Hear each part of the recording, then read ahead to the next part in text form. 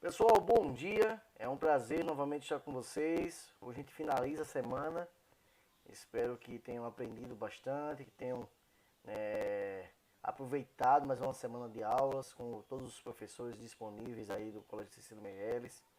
E é isso, né? Vamos buscar sempre aprendizado. É importante esquecer um pouquinho essa questão da pandemia que tem realmente modificado nossas vidas, né? Não é fácil. Mas vamos pensar no que é bom, no que é positivo, né? E voltar à rotina aí, né? De forma remota, mas que é importante, tá bom? Então, como sempre, pessoal, a gente inicia aqui com as correções, tá bom? E depois tem a atmosfera e clima, que a gente já viu antes de chegar ao livro. É tipo uma revisão dentro do livro desse tema, tá bom? Então, acho que vocês não vão ter dificuldade alguma devido a gente já ter visto isso em alguns slides que eu passei anteriormente. Pessoal, tenho em mãos aí o livro didático, na página 11. Então, abram aí o livro didático, página 11. Começa assim, pessoal. Primeira questão, o que é a atmosfera? Pessoal, a atmosfera é a camada de gases que envolve o planeta Terra. Então, é isso a atmosfera. Se você colocou com outras palavras, mas falando que é justamente uma camada de gases que envolve esse planeta, tá ok, tá correto. Segundo, pessoal, enumere os gases, né, do mais abundante para o menos abundante.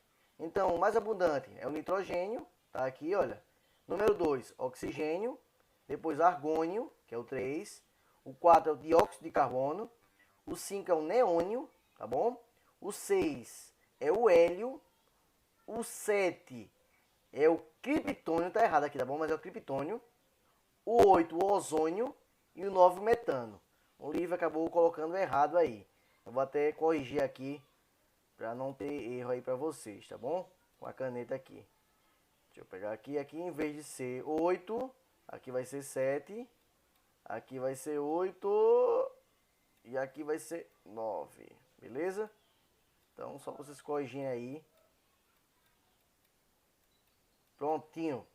Pessoal, terceiro. Podemos afirmar, né, que a composição da atmosfera é exatamente igual para qualquer ponto da Terra? Não, ela não é igual. Essa composição ela varia de acordo com a localidade. Por exemplo, lugares mais altos, né, com altitudes maiores, terá menos oxigênio. Então a composição de gases já é diferente, tá bom? Então olha aqui, ó, mudando, olha, sua composição de acordo com a altitude, por exemplo. Então esse é um exemplo que eu acabo de dar para vocês. Então não é igual em todo lugar. Quarta questão, pessoal. Deixa eu botar aqui em cima. Pense no seu dia a dia. Tá no seu dia a dia e tal, né? Que funções a atmosfera você pode perceber de forma clara? Funções que a atmosfera proporciona para a gente, que você consegue enxergar de forma clara. Então, por exemplo, fenômenos comuns, como manter o calor, em períodos noturnos, a questão da respiração do oxigênio, os ventos, tá bom? Então, tudo isso aí tem a ver com a atmosfera. Desculpa. Quinto, pessoal, marque verdadeiro ou falso. E se houver alguma falsa, vocês deveriam corrigi-la, tá bom? Então, letra A. A composição da atmosfera é estável, ou seja, ela não muda. Permanecerá a mesma desde a sua criação até os dias de hoje, desde a sua formação. Isso é totalmente falso, pessoal. Ela mudou muito, olha aqui, mudou muito desde a sua formação. Inclusive, se a gente fosse viver com os gases da criação da atmosfera, era impossível a vida humana na Terra com os gases da composição, da formação inicial da atmosfera, que era composto mais por dióxido de carbono, por metano, tá bom? Então vamos continuar aqui, passar para o outro slide, tá bom? Aqui, olha, letra B, nitrogênio e oxigênio, aqui, ó, nitrogênio e oxigênio, acompanhe comigo, são os dois principais gases que formam a atmosfera, né? Aí totalizando 99% da sua composição. Verdadeiro, tá bom? C. A troposfera é a camada inferior da atmosfera, onde ocorrem os principais fenômenos meteorológicos, como ventos, nuvens e precipitação. Justamente. É justamente na troposfera, a primeira camada aí que ocorre essa questão aí dos fenômenos meteorológicos. Pessoal, D. A temperatura da troposfera aumenta com a altitude, sendo mais elevada nos cumes das grandes montanhas e mais baixa próxima à superfície. Pessoal, não, ela não aumenta, tá errado aqui, olha. O erro está aqui, ela não aumenta, ela diminui. Então você vai corrigir colocando que ela diminui, tá certo? Cada vez que você aumenta a altitude, menor será a temperatura, ou seja, será mais fria. Letra E, pessoal. A camada de ozônio localizada na troposfera. Opa! Tá errado. A camada de ozônio não se localiza na troposfera, mas sim na estratosfera. Então você vai corrigir e vai colocar aí que é na estratosfera. Não tinha mistério, né? No livro didático, bem tranquilo. Inclusive na hora do desafio a gente fez isso pelo Zoom. Pessoal, livro de atividades. Tenho em mãos aí na página 8. Vamos lá. O que as imagens estão representando? Tem umas imagens aí que não foi possível colocar. Você vai dizer que está representando o quê? O derretimento das geleiras, tá bom? A imagem está mostrando justamente o derretimento de geleiras. Qual é a consequência desse acontecimento? Se derrete as geleiras, vai o quê? Vai acontecer a subida do nível dos mares. Então, se houver, como está havendo, o aquecimento global, vai derreter as geleiras e vai aumentar o nível dos mares, que pode colocar em risco aí ilhas e também cidades litorâneas. Quais são as regiões mais afetadas por esses fenômenos, né? Além das áreas polares que derretem suas geleiras, nós temos também questões de áreas costeiras, né, como praias, que podem ser afetadas aí com a subida do nível dos mares. E é isso. Então a gente finaliza, pessoal. Espero que tenham compreendido. Qualquer dúvida, estou à disposição, tá bom? Qual é o tema de hoje, professor? Qual é o assunto de hoje? Hoje a gente vai ver tempo e clima, que a gente já viu, a gente vai rever, né? Hoje de acordo com o livro didático de vocês, tá bom? Então a gente inicia fazendo uma pergunta. Você sabe a diferença entre tempo e clima? Eu tenho certeza que você sabe, que você já viu isso comigo, tá bom? Só para, antes de lermos aqui, tempo é algo momentâneo. Por exemplo, está chovendo nesse exato momento, está fazendo calor nesse exato momento, o dia está nublado, é o agora, é o hoje, é o momento atual. O clima não, o clima é mais invariável, é algo como se não mudasse. Por exemplo, qual é o clima de Garanhuns? Geralmente você vai dizer que é o clima frio, mas hoje está muito quente, é o tempo que está quente em Garanhuns. Mas no geral, no decorrer do ano, o que predomina mais é esse clima mais frio em Garanhuns, por exemplo. Então o clima é algo mais, né, mais estável. O tempo não, é algo instável, que varia muito. Pode estar frio agora, mas mais tarde já pode estar quente. Isso é o tempo, ele varia, tá bom? Então vamos lá. Diferença entre tempo, atmosférico e clima. Eu vou pegar o laser aqui para vocês irem acompanhando onde eu estou lendo, tá bom? Só um minutinho para eu pegar aqui o laser. Pessoal, o comportamento da atmosfera pode ser percebido diariamente. Então a gente consegue enxergar esse comportamento atmosférico. Muitas vezes o dia amanhece ensolarado, isso é verdade. E no decorrer da manhã os ventos trazem nuvens carregadas de chuva, né? Que aí acaba ocorrendo aí a chuva e ficando um pouco mais frio.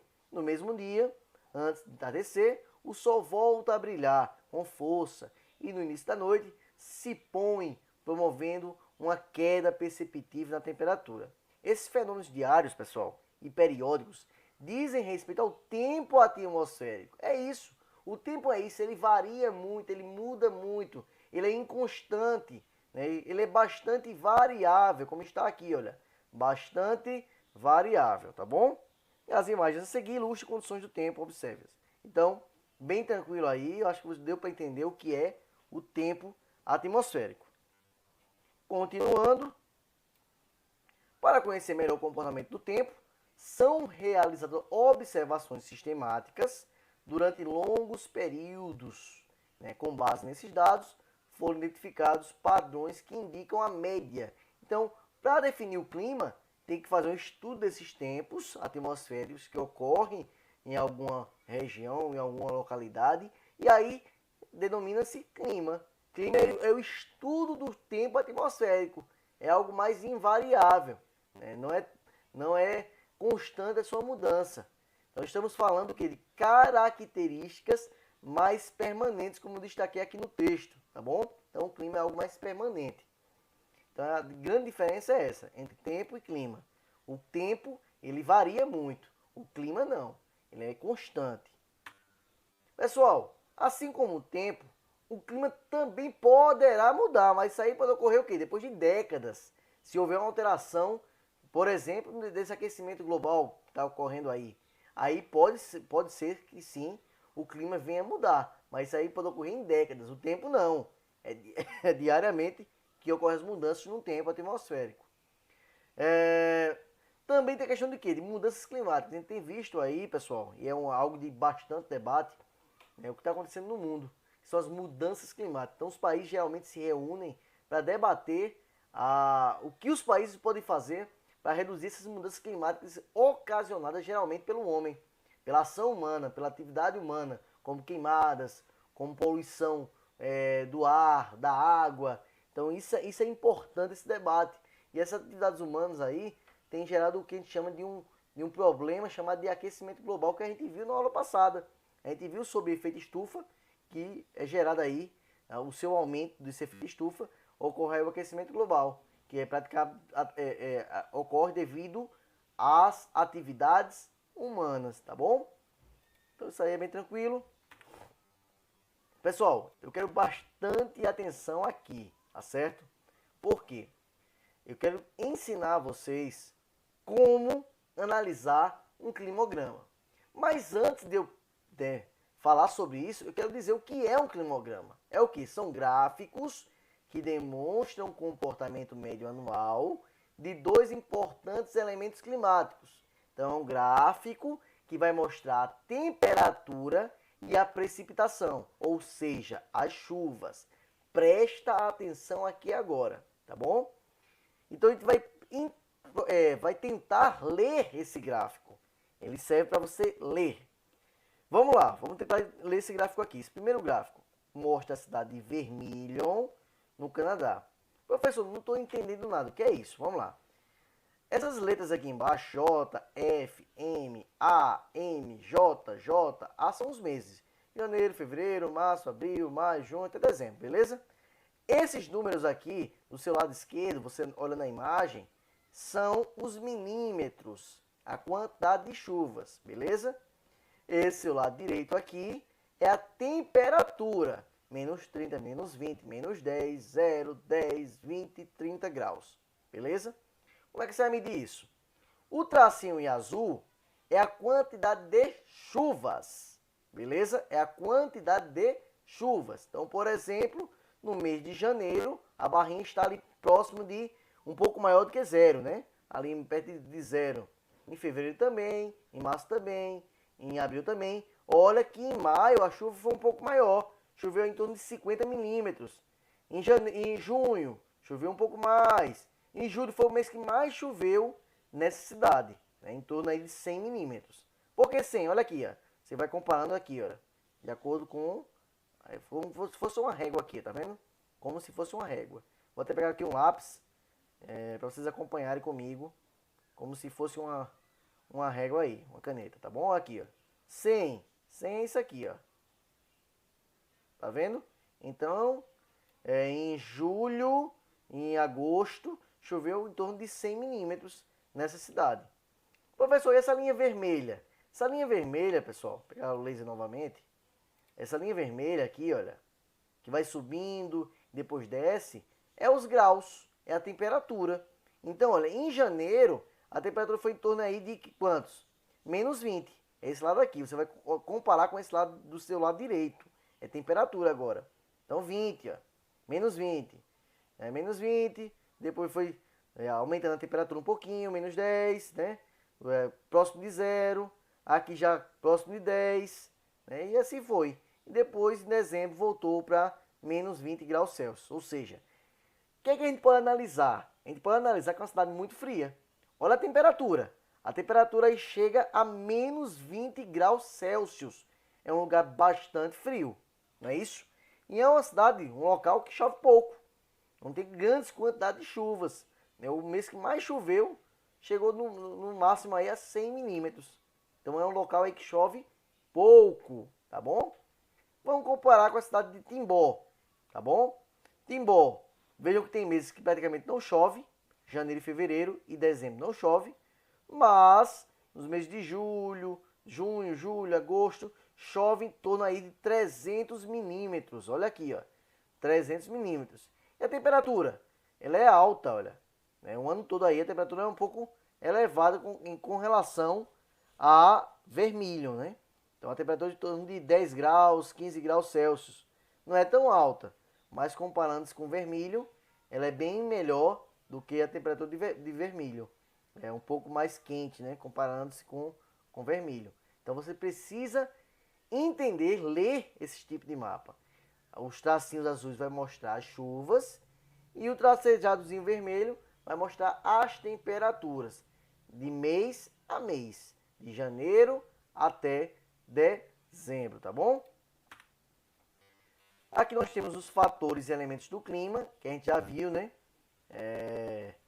Fatores são agentes que condicionam os elementos climáticos e os elementos climáticos são características que nos permitem descrever o clima, como temperatura, umidade, etc. Então hoje a gente vai ver um pouquinho os fatores do clima, né? Nós temos a latitude e altitude, lembrando, são termos parecidos, mas que são totalmente diferentes, tá bom? Latitude se refere ao quê? A proximidade com a linha do Equador. Quanto mais próximo for da linha do Equador, mais quente será. São baixas latitudes. Quanto mais distante da linha do Equador, mais longe dessa linha do Equador, vai ser o quê? Altas latitudes, vai ser um pouco mais frio, temperaturas mais baixas, tá bom? Tá aqui, olha. Locais de baixa latitude, aqueles mais próximos à linha equatorial, recebem maior radiação solar, ou seja, são mais quentes, temperaturas mais altas. Então aqui vocês podem acompanhar aqui, tá bom?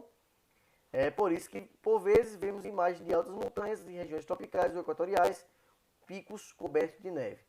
Então, pessoal, vamos supor que nós temos uma cidade que fica bem próximo da linha do Equador.